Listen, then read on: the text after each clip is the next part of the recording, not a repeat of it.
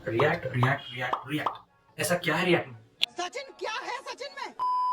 आपको पता है डेली जो आप व्हाट्सएप इस्तेमाल करते हैं वो रिएक्ट जेएस का इस्तेमाल करता है टैब्स को रेंडर करने के लिए, जैसा कि चैट्स हो गया, अपडेट्स हो गया, कॉल्स हो गया।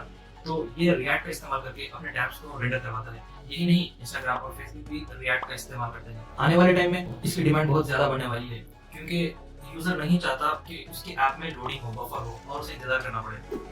तो अब चाहे कोई स्टार्टअप हो या एमएनसी हो, ये फीचर अपने ऐप में लाना चाहिए रिएक्ट जेएस की मदद से, ताकि कोई यूजर को वेट करना ना पड़े, लोड करना ना पड़े उसका कंटेंट देखने के लिए। तो अब सवाल ये उठता है कि ये इन्फॉर्मेशन हमें क्यों बता रहे हैं, इससे हमारा क्या फायदा? कि आने वाले दिनों में रिएक्ट की बहुत ज़्यादा जॉब ओपनिंग्स निकलने वाली है इंडिया में और अब्रॉड में, जैसा कि आप स्क्रीन पर देख सकते हैं।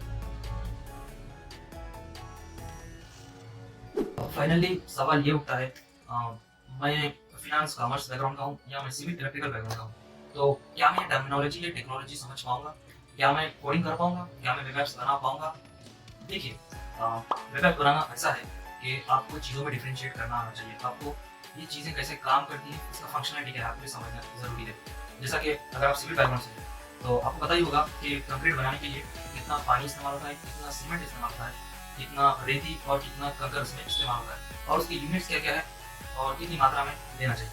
वैसे ही अगर आप इलेक्ट्रिकल से हैं, तो आपको पता ही होगा कि अगर आपको एक बल्ब जलाना है तो उसको करंट, वोल्टेज और रेजिस्टेंस कितनी मात्रा में और क्या क्या उसके यूनिट्स है जिससे वो काम करता है।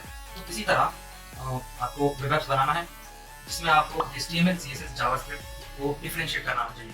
जैसा कि HTML यूज होता है लेआउट बनाने के लिए और CSS यूज होता है उसको स्टाइलिंग करने के लिए, और जावास्क्रिप्ट उन दोनों का इस्तेमाल करके उसमें फंक्शनैलिटी लाने के लिए यूज होता है। फॉर एग्जांपल, आप व्हाट्सएप पे कुछ मैसेज लिखते हैं और क्लिक करने पर, सेंड करने पर वो मैसेज जाता है। तो इसी तरह आपको चीज़ों में डिफरेंशिएट करना आना चाहिए।